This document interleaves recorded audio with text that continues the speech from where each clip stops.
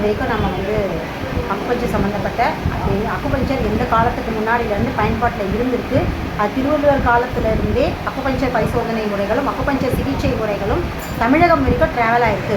அதாவது சீனாவில் தான் அக்குபஞ்சர் தோன்றியதான வரலாறு இருக்குது 5000 வருஷத்துக்கு முன்னாடி.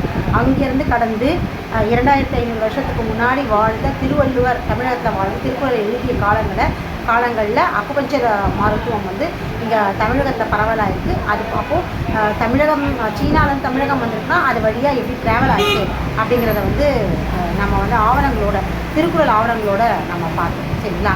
ஸோ அது போக அக்குபஞ்சர் மருத்துவத்தில் வந்து இப்போ எப்படியான என்னென்ன மாதிரியான பரிசோதனை முறைகள் இருக்குது, அப்புறம் சிகிச்சை முறைகள் எப்படி பயன்பாட்டில் இருக்குது, அதில் எது வந்து முறையானது, தொன்ம நிலை இருக்குது, மரபு வழியாக இருக்குது அப்படிங்கிறதையும் பார்த்தோம். நாடி பரிசோதனை தான் வந்து அடிப்படையாக மரபொழி மருத்துவங்களுடைய தொன்மமான ஒரு நோயறிதல் முறை. சரிங்களா? அப்போது அது இல்லாத பிற நோயறிதல் முறைகளும் அந்த திருவள்ளுவர் வாழ்ந்த காலங்கள்லேயும் இருந்திருக்கு அப்படின்றதும் திருக்குறள் வழியாக அறிய முடியுது. அது போக நாடி பரிசோதனை முறை மட்டும்தான் நோயறிதல் முறையிலேயே மிக சரியான ஒரு நோயை பற்றின மிக தெளிவான ஒரு பார்வையை வந்து கொடுக்கும். நாடி பார்க்க தெரியாத வைத்தியம் இல்லை அப்படிங்கிறதையும் திருக்குறள் வழியாக வந்து நம்ம அறிவோம். அப்போ மரபொழி மருத்துவங்கள் சித்த மருத்துவமாக இருக்கட்டும், இல்லை இயற்கை மருத்துவமாக இருக்கட்டும், இல்லை ஆயுர்வேத மருத்துவமாக இருக்கட்டும், அக்குபஞ்சர் மருத்துவமாக இருக்கட்டும், எல்லாத்துக்குமான நோயறிதல் முறையோட ஆணி வேறாக எது இருக்குதுன்னு பார்த்தீங்கன்னா நாடி பரிசோதனை முறைகள் தான். இப்போ நாடி பார்த்து பரிசோதித்து சிகிச்சை அளித்தால் மட்டும்தான் ஒருத்தருடைய முழுமையான அவங்களுடைய உடலில் சார்ந்த பிரச்சனைகளை வந்து கண்டறியும்.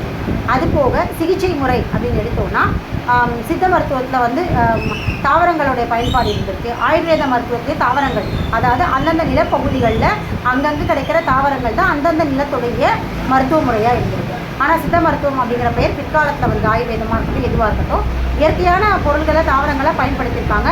இதில் வீட்டில் இருக்கிற சமையல் பொருட்கள், அதாவது அஞ்சாரப்பட்டியில் இருக்கிற சமையல் பொருட்கள் வழியாகவும் அந்த முறையாகவும் வைத்திய முறைகள் வந்து இருந்திருக்கு. அது வழியாகவும் நிறைய சின்ன பிரச்சனைகள் வந்து சரியாயிருக்கு. ஏன்னா அப்போல்லாம் வந்து எதுவுமே பெரிய பிரச்சனைகளே கிடையாது. தீராத வியாதிகள் அப்படின்னு சொல்லி எப்போ வந்தது அப்படின்னு பார்த்தீங்கன்னா ஆங்கில மருத்துவத்துடைய ரசாயன பயன்பாடுகள் வந்ததுக்கப்புறம் தான் தொந்தரவுகள் அப்படின்ற இடத்துல இருந்து நோய்கள் அப்படிங்கிற ஒரு இடம் வந்தது. அது வரைக்கும் அந்த ரசாயன மருந்துகள் பயன்பாடு வர்ற வரைக்கும் வியாதிகள் நோய்கள் அப்படிங்கிறத விட தொந்தரவுகளாக தான் இருந்தது. எதுவாக இருந்தாலும் பெண்களாக இருந்தால் வீட்டில் இருக்கிற ஏதோ ஒரு வீட்டில் இருக்கிற உணவுப் பொருட்களையே வந்து மருந்தாக பயன்படுத்தி சரியாக இருக்காங்க.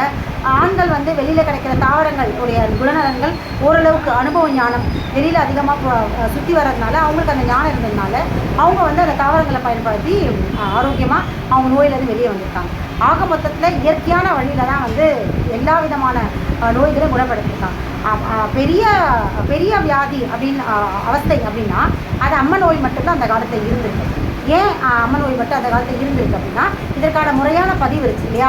அம்ம நோய் வந்தால் ரொம்ப பெரிய சாமி குற்றம் அப்படின்ற மாதிரியான ஒருவித பயம், அப்புறம் அதுக்காக வந்து ரொம்ப மெனக்கிட்டு மக்கள் வந்து வீட்டை சுத்தமாக வச்சுக்கிறதும், வெளியில் இருக்கிறவங்க வீட்டுக்குள்ளே வரவிடாமல் வச்சுக்கிறதும், அப்புறம் வந்து இயற்கையான உணவுகள் கொடுக்குறதும், பழக்க வழக்கங்களை டோட்டலாக மாற்றிக்கிறதும், ரொம்ப கேர் எடுத்துக்கிறதும், அப்புறம் வேப்பலை மாதிரியான பொருட்கள் பயன்படுத்துறது ரொம்ப ஸ்பெஷலாக அந்த அம்ம நோய் வந்ததுக்கப்புறம் ரொம்ப ஸ்பெஷலாக கவனிக்கிறாங்க. ஸோ இதுலேருந்து நமக்கு என்ன விளங்குது அப்படின்னு பார்த்தீங்கன்னா அம்ம நோய் தான் இருக்கிறதுலையே மிக மிக ரொம்ப தீவிரமான ஒரு நோயாக வந்து இருந்திருக்கு. அதை தாண்டின பிற நோய்கள்லாம் வந்து அந்தளவுக்கு அப்போல்லாம் இல்லை. அப்போ இது அம்ம நோய் மட்டும்தான் பெரிய நோயாக வந்து மக்களை வந்து பயமுறுத்துற அளவுக்கான ஒரு நோயாக ஒரு ரொம்ப பாதுகாப்பாக இருந்துக்கணும், ரொம்ப நல்லா கவனிச்சுக்கணும் அப்படிங்கிற அது கடவுள் சார்ந்த இதுவோ எதுவோ ஆக மொத்தத்தில் ரொம்ப கவனமாக இருக்கக்கூடிய ஒரு பெரிய தொந்தரவாக இருந்தது வந்து அம்ம நோய் தான் அப்படிங்கிறது நமக்கு நல்லாவே தெரியும். அது இல்லாத வேறு நோயெல்லாம் வந்து அது இந்த அளவுக்கு வந்து பார்த்ததில்லை. எல்லாத்தையும் தொந்தரவாக தான் பார்த்துருக்காங்க. தொந்தரவு அப்படிங்கிற பட்சத்தில் வீட்டு எவ்வளோ தாவர பயன்பாடோ இல்லை அதிகபட்சமாக சுற்று வட்டாரத்தில் இருக்கிற ஒரு வைத்தியரை போய் ஒரு வேளை மருந்தோ இல்லை 3 வேளை மருந்து சாப்பிட்டு ஆரோக்கியத்துக்கு திரும்பியிருக்காங்க. ஸோ இப்படியான வைத்திய முறைகள் தான் இருந்திருக்கு. அப்போ தீராத வியாதிகள், பயங்கரமான வியாதிகள், நாள்பட்ட வியாதிகள், வாழ்க்கை முழுக்க மருந்து சாப்பிடணும், இப்படியான பிரச்சனைகள் எல்லாம் அடுத்தடுத்த தொந்தரவுகள் இது எல்லாமே எப்போ வந்ததுன்னு பார்த்தீங்கன்னா ஆங்கில மருத்துவம் வந்ததுக்கப்புறம் தான் வந்து ஆங்கில மருத்துவத்தோட ரசாயன பயன்பாடுகள் எடுக்க எல்லாமே வந்து தொந்தரவுகள் வந்து வியாதிகளுக்கு கன்வெர்ட் ஆகிடுச்சு.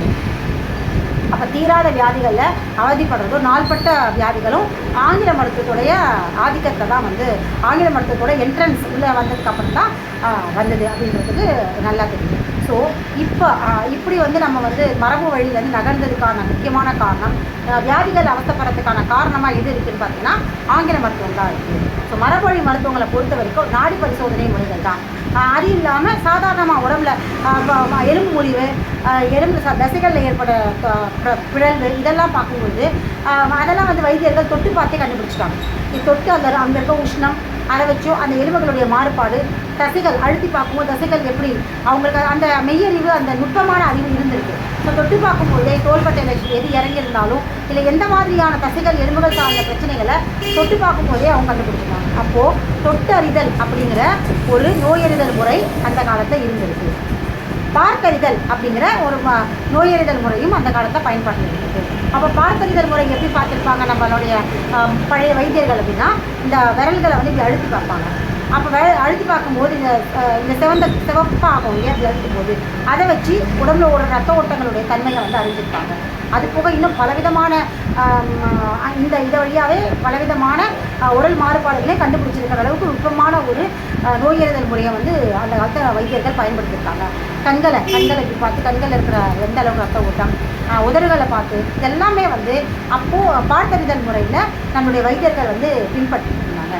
அது போக கேட்டறிதல் முறை அப்படிங்கிறதும் இருந்து என்ன நோயாளி வர்ற நோயாளிகள் எந்த மாதிரியான எந்தெல்லாம் சொல்கிறாங்களோ அந்த தொந்தரவுகள் அடிப்படையாக வச்சு அது அது வாதமாக பித்தமாக கபமாக இல்லை எந்த மாதிரியான அவங்களுடைய நாடிகளில் இருக்கிற இது வந்து அதாவது அவங்களுடைய சிகிச்சை முறையில் இருக்கிற ஒரு பஞ்சபூத தத்துவத்தில் எது வந்து சமநிலை குறைஞ்சிருக்கு, எதில் பிரச்சனை இருக்குன்றத அவங்க கண்டுபிடிச்சி அது வழியாகவும் வந்து அந்த மாதிரியாகவும் சிகிச்சை கொடுத்துருக்காங்க.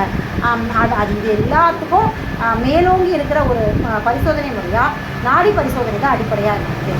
நாடி பார்த்து தான் பெரும்பாலான வைத்தியர்கள், மிக குறைந்த அளவான வைத்தியர்கள் தான் இது போன்ற ஒரு சிகிச்சை முறையில் இது ஒரு ஆய்வுபூர்வமாக அவங்களுடைய ஆய்வு வழியாக இந்த மாதிரியான பரிசோதனை முறையை கண்டுபிடிச்சாங்க.